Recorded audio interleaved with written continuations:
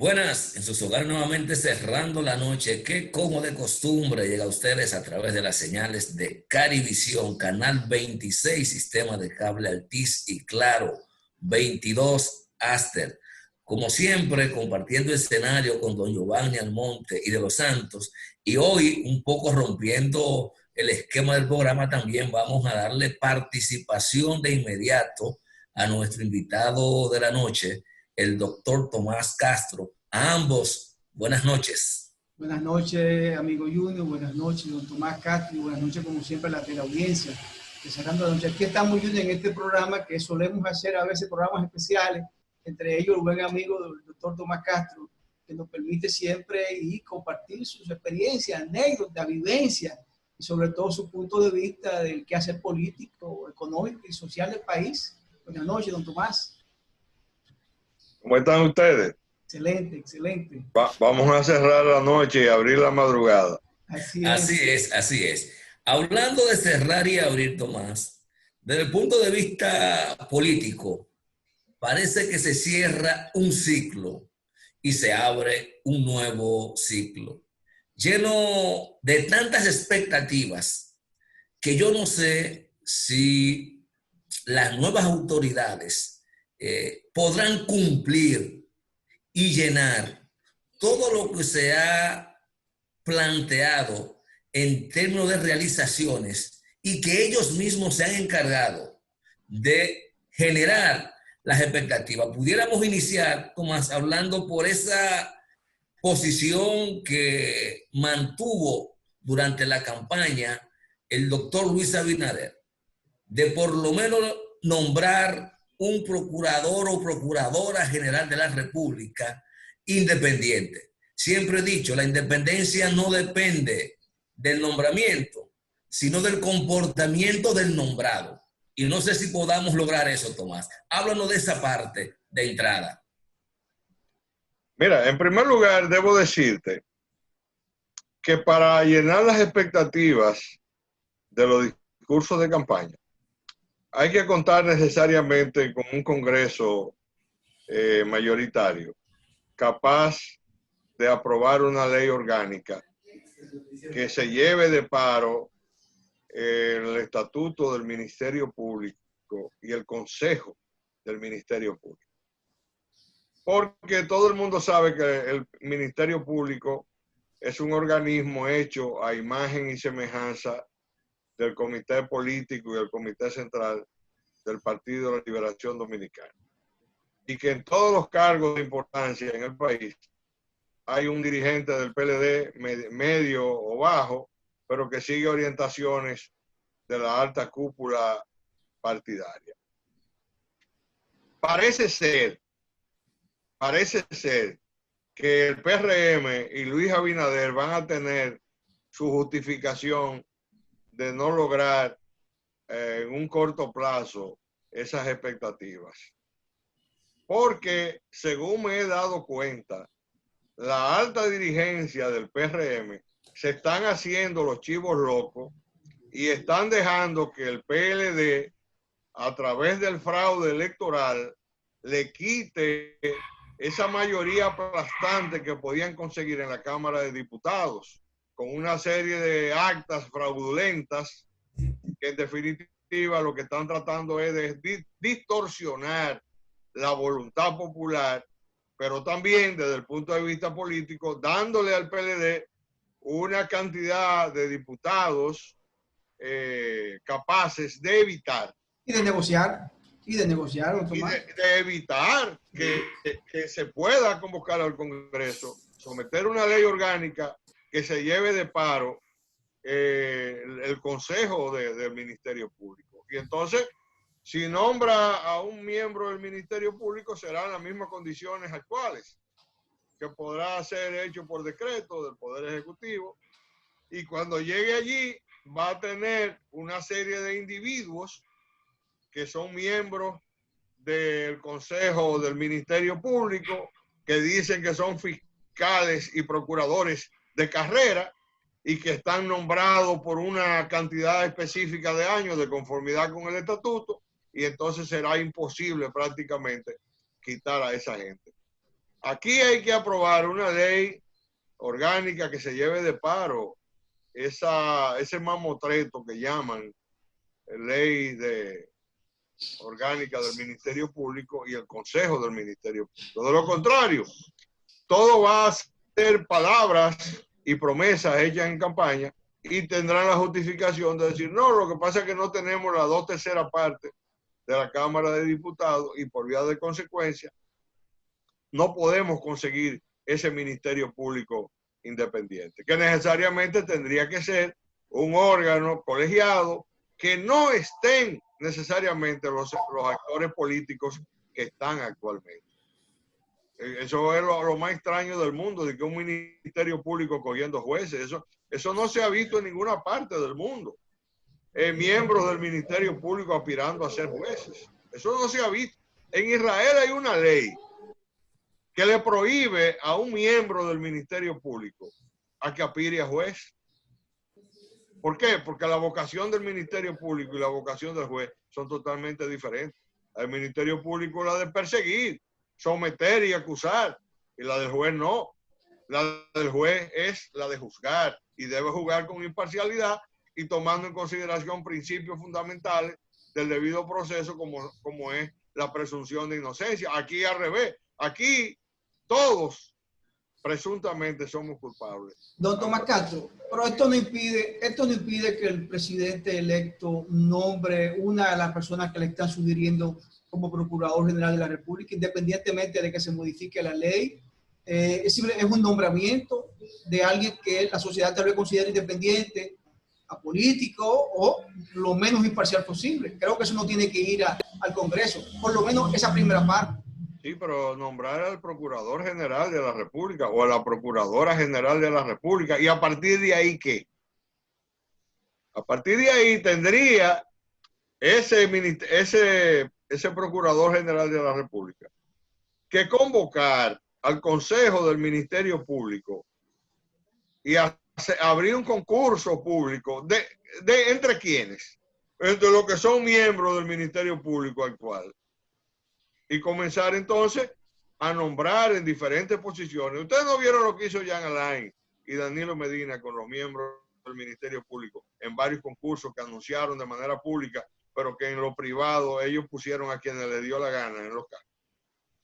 Entonces, no juguemos a la teoría de gato pardista, la teoría del gato pardo, que es que vamos a hacer creer que todo ha cambiado para que todo siga igual, porque entonces sería una burla más al pueblo dominicano.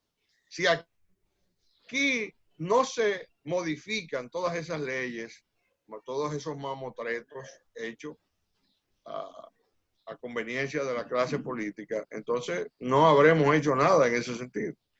Parece además que hay demandas que en la actualidad traspasaron la frontera del ámbito político y se han convertido en demandas de carácter nacional y social, en donde va a jugar un papel importante la presión social, aunque no decide, pero puede influir en la toma de decisiones.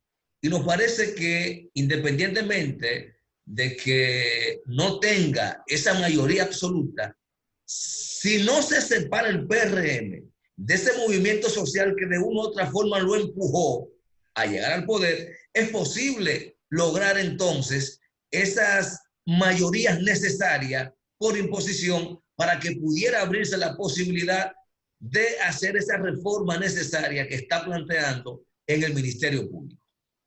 Mira, si se plantea en el Congreso Nacional una reforma a algunas leyes orgánicas, y se plantea también la posibilidad de una modificación constitucional, tendrían que negociar con los sectores políticos salientes del poder para resolverle algunas cosas personales, por ejemplo, a Danilo Medina. Danilo Medina no podría aspirar nuevamente a la presidencia de la República. Primero porque tiene un impedimento de carácter legal. Eso es sin entrar en el impedimento de carácter moral. Tiene un impedimento de carácter legal y Danilo Medina podría negociar con la finalidad de que yo te apruebo esto si a mí me quitan el baldón de la imposibilidad de volver a aspirar. Y el PRM podría llegar a esos acuerdos.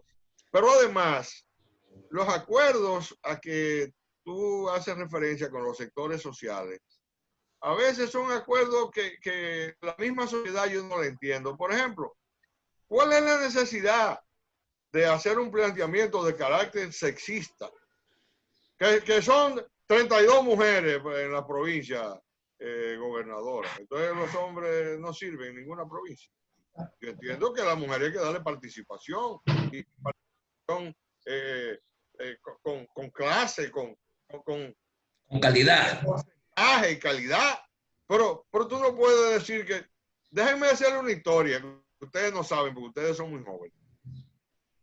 Joaquín Balaguer, tratando precisamente de llevar la opinión a la ciudadanía de que era un hombre muy dado a apoyar a las mujeres, sobre todo porque aunque él nunca se casó, tenía una hermana que era el sustento femenino en su gobierno y el sustento también político de su gobierno, que era la señora de la Cruzada de Amor, doña Emma Balaguer de Vallejo. Y entonces Balaguer cogió y nombró una gobernadora en cada provincia del país. Y entonces el Chino Ferreira, periodista, connotado, con una gran capacidad, pero también le ponía su picante político a sus comentarios, dijo que este país estaba gobernado por 27 mujeres, una en cada provincia y una en el distrito. Y resulta que usted sabe quién era que gobernaba en el distrito. Entonces, Balaguer posteriormente le agregó a las mujeres que estaban nombradas en las provincias y llevó el número a 39. Nombró a Tata Bautista en educación, nombró a María Antonieta Guerrero de que sé yo cuándo, y nombró a una serie de mujeres en diferentes cargos, llevando los cargos de mujeres a 39. Y el Chino Ferreira, con ese mismo sazón con que él dijo que los hombres de la República Dominicana tenían que estar felices, porque el gobierno había puesto 39 mujeres en diferentes posiciones. Entonces, esas son de las situaciones que se pueden presentar cuando tú asumes una posición sexista. Porque yo considero que sí, que a las mujeres hay que darle una gran participación, pero no tiene por qué ser tan radical. Así es, todas las mujeres en todas las provincias tienen que ser la gobernadora una mujer. Sin embargo, Tomás, yo creo que quizás la intención de quien le recomendó eso a Luis era supuestamente ayudarlo, pero le ha hecho más daño que bien, hay que decirlo muy claro, ¿eh? Porque ni siquiera los movimientos feministas están de acuerdo con ese tipo, porque eso es una salida. Eso es para decir, bueno, estamos apoyando, pero ¿qué representa en términos de conducción política una gobernadora? No representa nada. ¿Cuál es el valor agregado? Nada en absoluto. Muchas mujeres con moños grandes y haciendo ostentaciones de sus prendas y de su belleza, en el caso de que nombre mujeres bellas, que las hay en todas las provincias, grandes mujeres hermosas. Pero eso también tiene otro problema, porque resulta, y los maridos de esas mujeres y las demás mujeres, muchas de las cuales se fajaron en su provincia a hacer trabajo político y que de repente te le digo, bueno, entre todas las mujeres de esta provincia, la que tiene mayor valor de carácter político es esta y te va a buscar una vaina. Entonces, las cosas hay que hacerlas con razonamientos lógicos. Por ejemplo, hay una situación que Luis ha tomado, unas decisiones que Luis ha tomado, que yo no tengo por qué profundizar ni decir que estoy totalmente de desacuerdo, porque el presidente es él y por eso el pueblo votó por él. Pero yo te voy a decir una cosa. Cuando yo era un joven, que antes de yo graduarme de abogado, ya yo me había leído los clásicos completos. Y me había leído obras, por ejemplo, de las obras completas de Lenin, me había leído una gran parte. Y yo recuerdo que leyendo El Estado y la Revolución y leyéndome la teoría de la nueva economía política establecida por Lenin como parte de sus programas de desarrollo de la Unión Soviética naciente, establecía como norma fundamental que quien tiene la fuerza militar, quien controla los guardias, tiene el poder. Y quien controla la economía es quien gobierna. Porque el que no controla la economía no es gobierno. Entonces, cuando tú ves el equipo económico y tú ves las directrices que se están emanando para dirigir las Fuerzas Armadas y eso, entonces tú te vas a dar cuenta desde el punto de vista de las concepciones marxistas expuestas por Lenin. Entonces, bueno, pero ¿y quién es que va a gobernar en este país? ¿Tú me estás entendiendo el concepto de lo que yo estoy exponiendo? Claro. Entonces, son cuestiones que quizá Luis no se ha leído las 48 leyes del En poder. el caso del gabinete económico no sería por un asunto de confianza del sector económico del país, ya que son todos profesionales con mucha capacidad, mucho talento, reconocidos economistas, entre ellos profesores, catedráticos de importante relevancia. ¿No será darle esa confianza al sector económico para que crea en esta nueva gestión de gobierno o en este nuevo gobierno que es el cambio? Mira qué es lo que pasa. En la administración pública y en la política hay un concepto que se denomina cuando hay conflictos de intereses. Si tú pones un equipo económico de un gobierno que todos son empresarios o son a su vez mandaderos de empresarios, son asesores de la empresa privada. Eso mismo ocurre con los miembros de la Junta Monetaria y con el gobernador. Ustedes me pueden decir a mí cuál ha sido el gran logro del gobernador del Banco Central cuando ya en el Congreso se está hablando de que hay que aprobar un préstamo de 3.000 millones de la ley de capitalización para capitalizar el Banco Central de la República. O sea, que un individuo que ha descapitalizado el Banco Central de la República Dominicana y que han manejado 2.500 millones de dólares de bonos soberanos, está en la ley de presupuesto aprobada en diciembre, que le pusieron ahora un presupuesto complementario de 1.500 millones de dólares más y que usaron 40.000 millones de los fondos de pensiones de los trabajadores. Entonces yo quisiera que alguien me convenciera de que el señor Valdés Alviso es la flor innata de la sabiduría para mantener una supuesta estabilidad macroeconómica en este país y para no salir. Yo le doy el beneficio de la duda, Luis.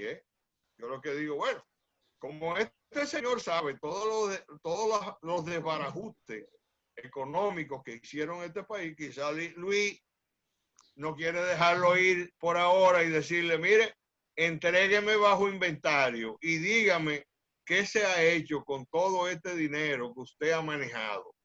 Posiblemente esa sea la estrategia de Luis. Yo no la conozco porque Luis y yo no tenemos mucho que no conversamos. Y a lo mejor también si conversamos él no me va a decir cuál es su estrategia. Es posible que del Banco Central este señor junto con un grupo más vaya a parar a Najayo. Yo no lo sé, no lo puedo saber, pero me imagino que algún tipo de estrategia debe haber de parte de Luis Abinader para dejar a este individuo en el Banco Central. Bueno, hay espacio, Tomás. Si tú puedes, Junior, para ir a una pequeña pausa, aprovechar ya irnos a un primer segmento, un primer bloque con esta interesante entrevista con profesor Tomás Castro, abogado importante, prestigioso del país, sobre todo un politólogo innato, versado en la materia del quehacer político. Vamos a la pausa y volvemos en breve con Tomás Castro.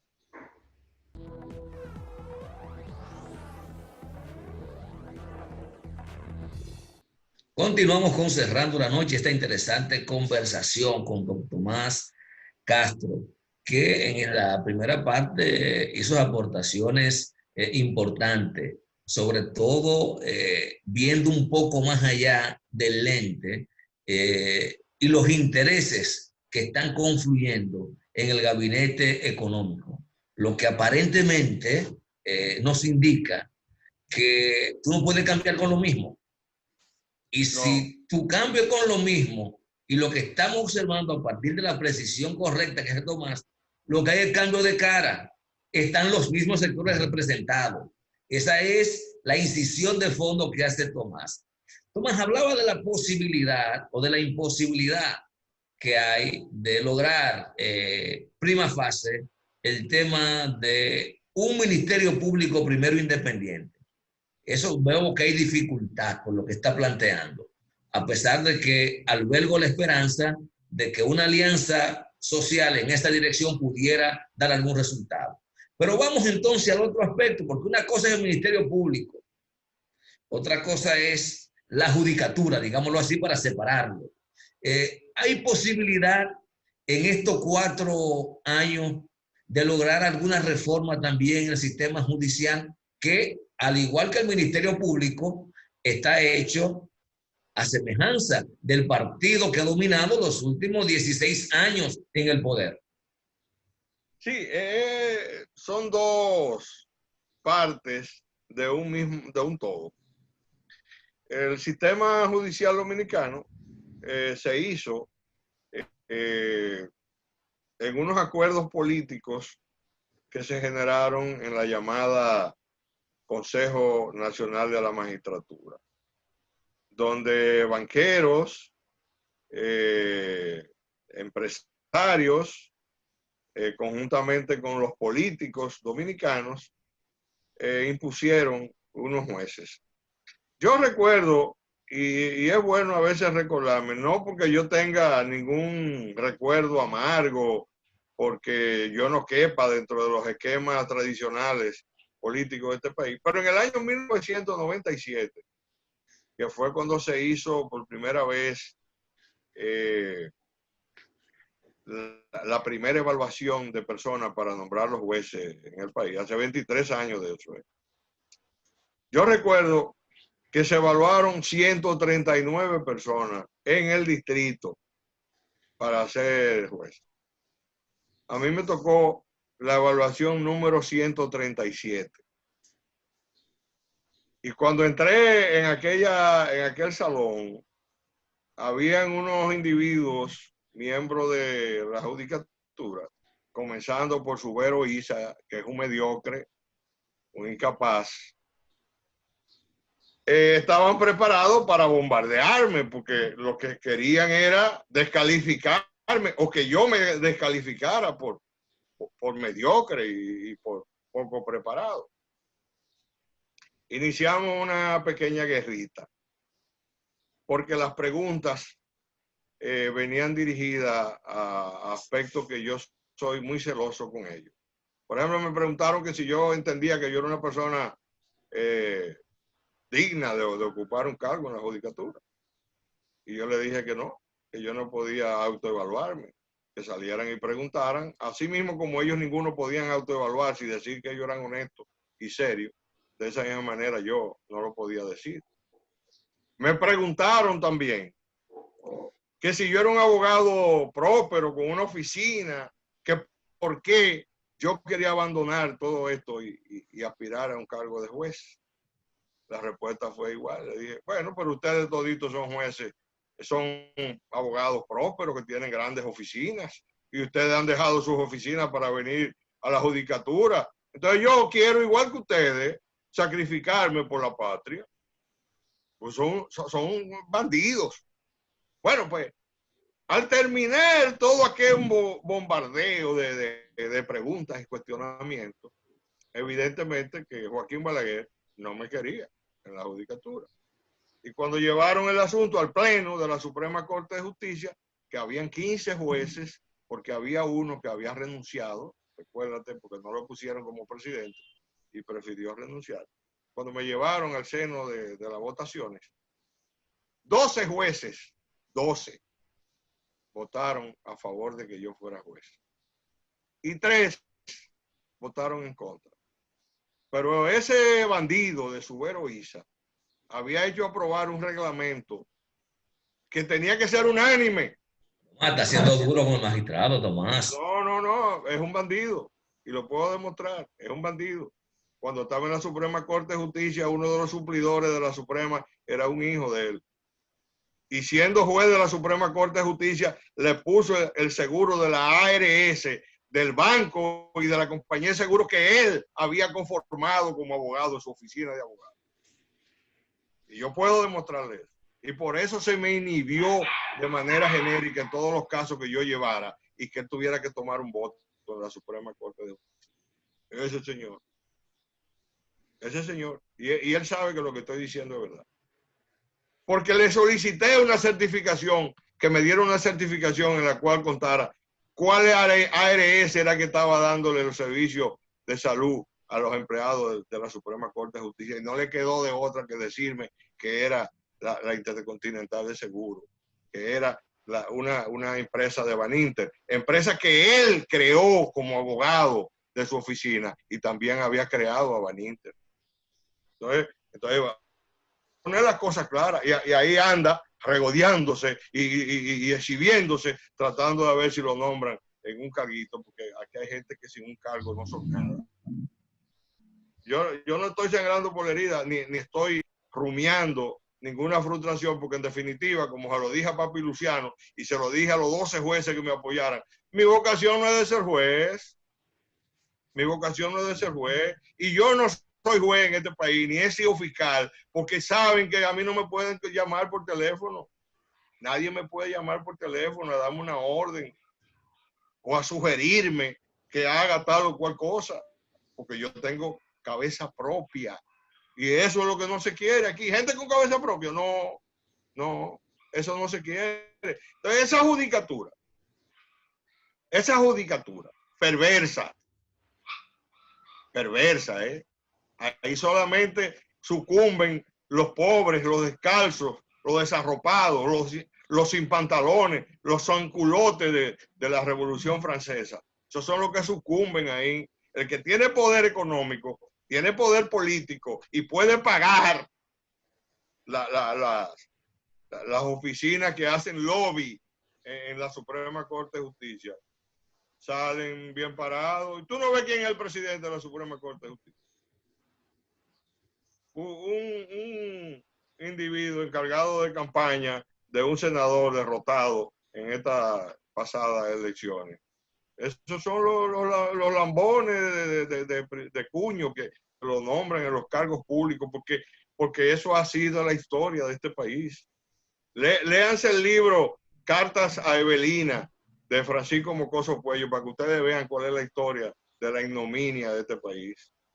Esa es la verdad. Entonces, hasta que aquí no hayan reformas profundas al sistema jurídico, no de que nombrar un fiscal o una procuradora, no, eso es quizás para ganar un poco de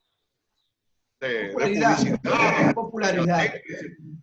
¿Tú me entiendes? Quizás yo lamentaría muchísimo, pero ojalá nombren a Miriam Germán. Y que mucha gente se va a hacer ilusión de que va a trancar a Jean Alain y que va a trancar a Danilo y que va a trancar qué sé yo qué, y la frustración va a ser peor que las expectativas, porque esto está conformado para garantizar la impunidad, esto está hecho para garantizar que los ladrones no vayan presos. Aquí va preso el que se roba un salami, aquí va preso el que se roba un pollo. En este país va preso el que se roba un pan para llevárselo a sus hijos, para que coman un día, o a su mamá. Cuando Víctor Hugo escribió Los Miserables, evidentemente que parece que él estaba viviendo en la actualidad en la República Dominicana. Desgraciadamente, esa es la verdad. Y que sepan desde ahora que se lo digo, yo no ando detrás de cargos, para que no se vayan a equivocar conmigo. ¿Qué está diciendo usted con eso? Entonces, No tomar esa reflexión. no hay posibilidad de reformas en los próximos 4 años. Si el pueblo dominicano no se traza como meta política, independientemente de las elecciones e independientemente de las autoridades electas, si el pueblo dominicano no se traza como meta inmediata, reforma del sistema judicial completo, procuradores, fiscales y jueces, si el pueblo no se tranza, lo van a pasar con bola rápida y le van a nombrar unas cuantas personas por ahí y lo van a marear y la gente se va a quedar con las expectativas creadas, creyendo que en este país las condiciones están dadas para que se haga un sistema que borre de golpe y porrazo la impunidad. Por su intervención de ahorita, yo entendí como que la República Dominicana repite siempre los mismos hechos, las mismas acciones. Y me parece que con lo que pasó en el pasado proceso electoral es el mensaje a la sociedad, porque es sabido para todos los políticos que las divisiones llevan los partidos de gobierno a la oposición. Y vimos que el partido de gobierno se dividió. Lo que pasó en el 86 con el PRD y volvió a ocurrir en el 2004. Y vimos los ejemplos. Y parece que el PLD no ha leído la historia, como usted acaba de hablar de la historia, hablar de Víctor Hugo, Los Miserables, historia de los años 1800, 1700, pero que parece que es la realidad de ahora. ¿Pudiera ser esto un error premeditado por alguien dentro del PLD o se le fue de la mano la estrategia que tenía? Mira, hay un cantautor y poeta español que se llama Víctor Manuel, que escribió un poema que lo musicalizó y lo convirtió en una canción que se llama La Esperanza Acorralada. Usted lo ha escuchado, ¿no? Sí, creo que sí, creo que lo escuché. La Esperanza Acorralada, donde él dice que soñaban con un presidente, pero eligieron un rey. Y que se demostró que las expectativas creadas con el voto, pero que el voto después de echado ya no valía nada. Entonces, después que el pueblo va y vota y que eche el voto y que muchas veces con ese voto hacen lo que le da la gana a mucha gente, todavía ahí en la Junta del Distrito están todavía tratando de contar votos y de confrontar actas, con un grupo de tigres, de delincuentes que falsificaron una gran cantidad de actas y ahí no hay un solo preso. Y el que se demostró que falsificó actas para favorecer a su madre, a eso lo detuvieron y luego, muchacho, vete para tu casa que tú no has hecho nada. Le dicen, bueno, un país de delincuentes, de ladrones, donde tanta gente ha robado y se ha hecho rico, vamos ahora a meter preso a este muchacho porque lo único que hizo fue, donde había un 12, le puso un 1 adelante porque fueran 112. Casi nada.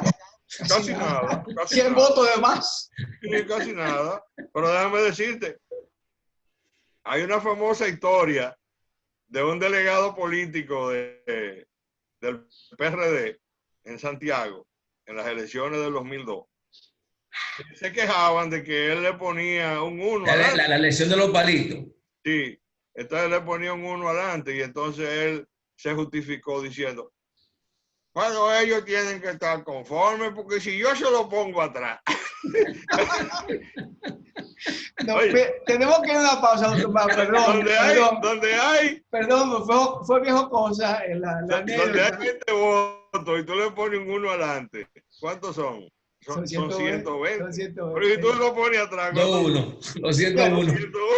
Bueno, vamos a ir a una pequeña pausa con el permiso de nuestro entrevistado, el doctor Tomás Castro, y volvemos en breve después de estos consejos comerciales.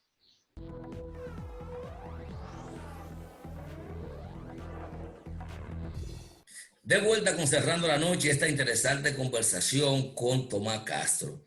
Tomás, aunque la República Dominicana ha ido dando señales importantes de cambio, lo menos cierto es que todavía tenemos grandes retos que cubrir, incluyendo en la actividad política, sobre todo en la forma de elección, porque a veces usted dice, qué pena que dirigentes sociales que se han pasado la vida entera luchando en sus comunidades por las reivindicaciones normales, cuando se presentan a un proceso electoral, a veces son víctimas de un sistema clientelar que favorece sobre todo a los que tienen posibilidades de dar dádiva por encima de la gente que tiene calidad y competencia para representar dignamente una comunidad.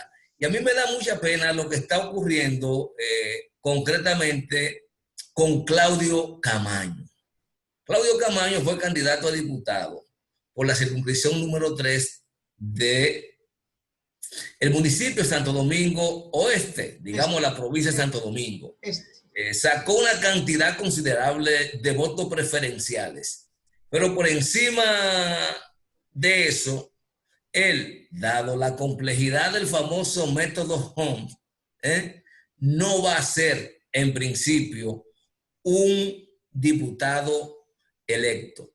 Y yo no sé, Tomás, yo siento que hay una contradicción entre el voto preferencial y la garantía de la representatividad proporcional que tiene el método, porque parece que privilegia la proporcionalidad al voto directo del individuo. ¿Cómo tú ves este tema, Tomás? Es que es una contradicción, porque si la Constitución dice que los diputados y senadores serán electos por el voto directo de la gente, entonces no te pueden aplicar el método de Home para sacar o para determinar quiénes salieron electos, porque hay una contradicción, porque por el voto de Home no es directo, sino que es el voto del partido. Y entonces el partido lleva 3 candidatos, le divide la cantidad de los votos que sacó el partido entre los 3, y el que no haya sacado más votos que la división de esa suma entre los candidatos de ese partido, entonces quedan por debajo. Eso es una barbaridad. Eso es una barbaridad, porque ahí viene a entrar en contradicción, porque se trata entonces de un voto de arrastre. ¿Quiénes arrastran a los candidatos a diputados? Los del partido. Hay un arrastre, porque yo no quería votar por ese diputado, pero voté por ese partido. Entonces el voto que yo no quería darle a ese diputado, el partido se lo da, es un voto de arrastre. Tienes razón, es verdad, es un voto de arrastre así mismo, ¿eh? Sí, el partido arrastra a los arrastrados, perdón, a los candidatos a diputados.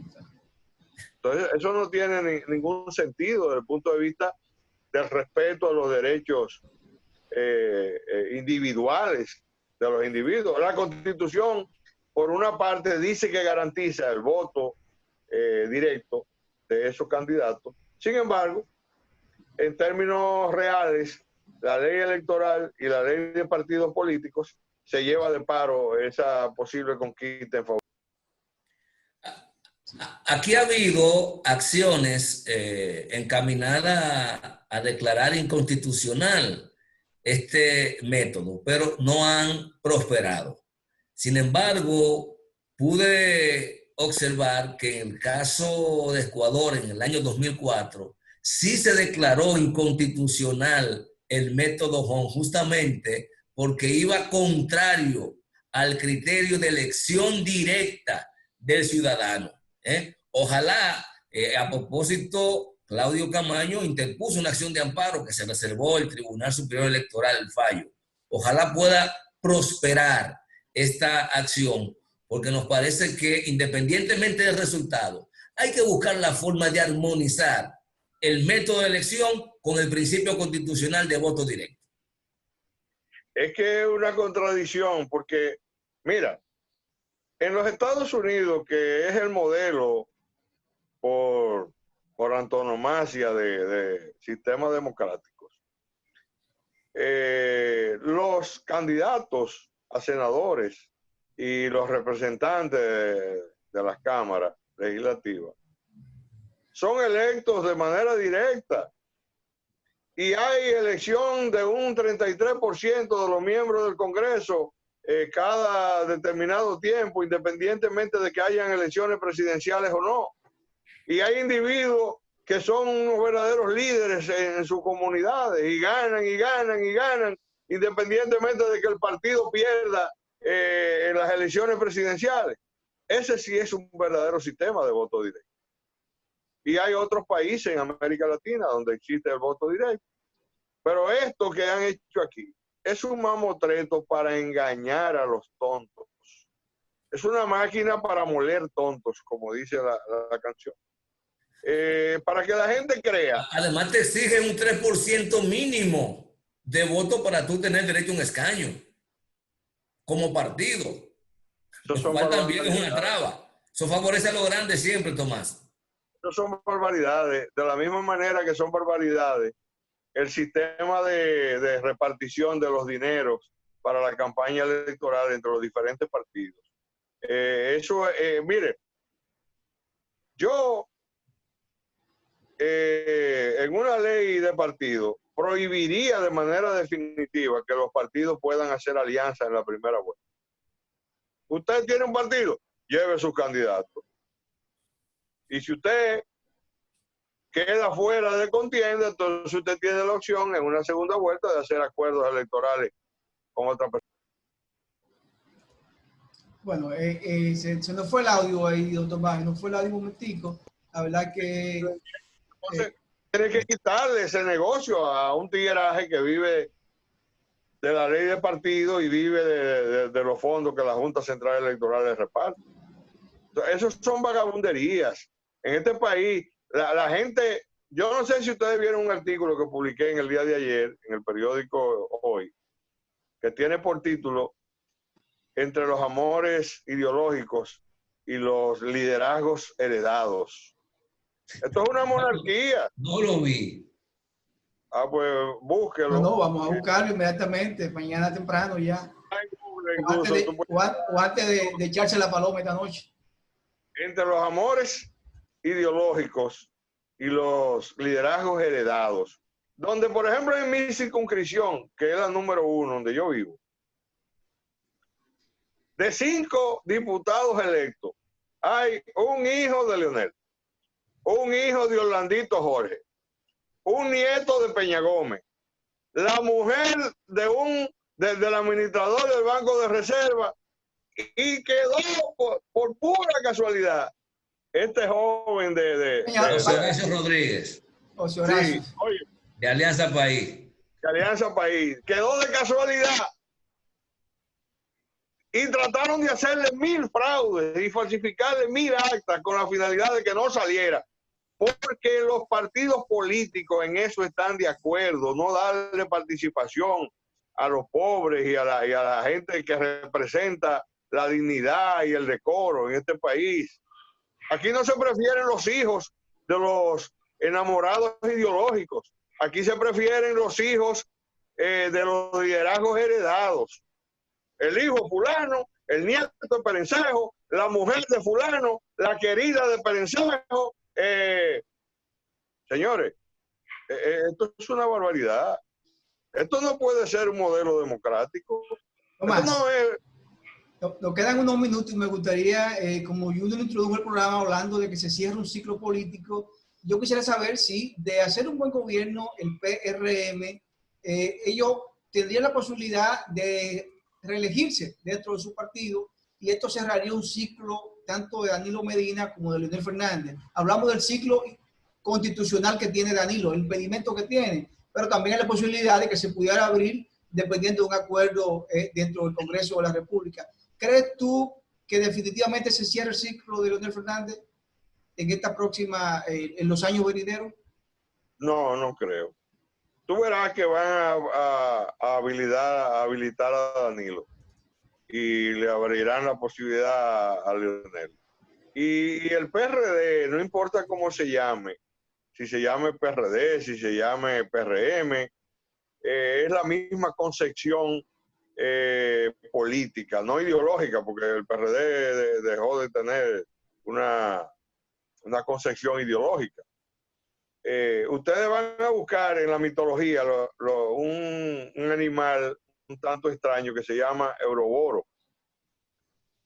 Euroboro es un animal mitológico que tú vas a ver, es como una serpiente y él comienza a comerse la cola, su propia cola. Se va comiendo el mismo. ¿Eh? Se va comiendo el mismo. Él mismo se va comiendo y lo lógico es que llegue a ser un conjunto vacío porque él se va a destruir a sí mismo. Lógicamente, el PLD se PRDizó. Y hay otros sectores políticos que no terminan de entender. Por ejemplo, ¿dónde está la izquierda democrática y revolucionaria de este país? ¿Dónde está? ¿Dónde están los amores ideológicos que crearon tanto en este país? Las hermanas Mirabal y sus esposos, toda la generación revolucionaria de la Guerra de Abril, los palmeros, los muchachos del 12 de enero. ¿Dónde están los hijos de esos enamorados ideológicos? No, todo el mundo lo que está en lo mismo, buscando. Tomás, hablaste de la posibilidad de rehabilitar a Danilo Medina. A mí no me gusta mucho el término que utilizan muchos ciudadanos de que la única persona que no está habilitada para ejercer nuevamente la función presidencial es Danilo Medina. Eso, lamentablemente, quien aceptó esas condiciones fue él buscando 4 años. Por lo tanto, es una condición al presidente que haya gobernado 2 mandatos consecutivos. Se puede llamar Danilo Tomás Castro. Se agotó 2 mandatos, no puede ser presidente nunca, jamás. ¿Cómo habilitar eso? ¿Vamos a volver nuevamente a tener reelección indefinida? ¿Cuál es la vía que habrá de negociar para rehabilitar a todos los que hayan ocupado la presidencia de la República por 2 periodos consecutivos del 2016 hacia acá, del 2015 hacia acá? Mira, la historia de este país ha demostrado que el que fue presidente lo volverá a ser y que no hay impedimento alguno en la Constitución de la República que no se puede echar hacia atrás. Aquí, si tú buscas lo que fue el proyecto de Constitución de Juan Pablo Duarte y lo que fueron los proyectos constitucionales que se verificaron en algunos momentos revolucionarios de la República Dominicana, por ejemplo, cuando mataron a Mon Cáceres o cuando le dieron el golpe de Estado a Horacio Vázquez. Aquí hubieron proclamas tendentes a hacer una revolución, una constitución democrática, pero que va, todos estos caudillos, todos estos individuos que se creen que si ellos no son, mejor que se hunda el país. Y se ponen de acuerdo todos, porque los intereses muchas veces son comunes entre todos. Y eso tú lo verás. Tú te vas a recordar de mí cuando veas que rehabiliten a Danilo Medina y que hagan posible incluso acuerdos que no están en la mente de ninguno de nosotros. ¿Qué tenemos? Lesión indefinida diferida. A ese modelo vamos. No es posible que le den la oportunidad de volver a hacer y nunca más. Se lo limiten en 2 periodos con la posibilidad de dejar uno por el medio y volver posteriormente. No, esa va a ser la reelección indefinida, pero diferida. Diferida. Sí. Danilo Medina. Sería una tocada a la sociedad. Sería una tocada a la sociedad, de verdad. Sería una tocada a la sociedad. Dañina, maligna. Es que la sociedad no lo toma en cuenta a los políticos para ese tipo de acuerdos. Eso es el interés político puro y simple. los ciudadanos y la Pero el sociedad. reclamo, yo creo que hay que reconocer, Tomás, que hay una conciencia mucho más madura de la necesidad de fortalecer las instituciones, empezando por romper con el tema del presidencialismo y la reelección indefinida. Yo creo que eso está latente. Sí, pero la historia te va a demostrar que esa no es la posición que se va a imponer. Pero la historia es para modificarla, no es para repetirla, Tomás. Bueno, aquí es para repetirla. Y remachamos con lo mismo y tenemos 176 años en la misma pendejada. Pero en algún momento hay que parar. Gracias a don Tomás Castro por haber dedicado esta hora a cerrar la noche con nosotros y con la audiencia. Gracias también a Giovanni Almonte, a ustedes por habernos permitido llegar a sus hogares. Mañana nos reencontramos nuevamente en Cerrando la Noche.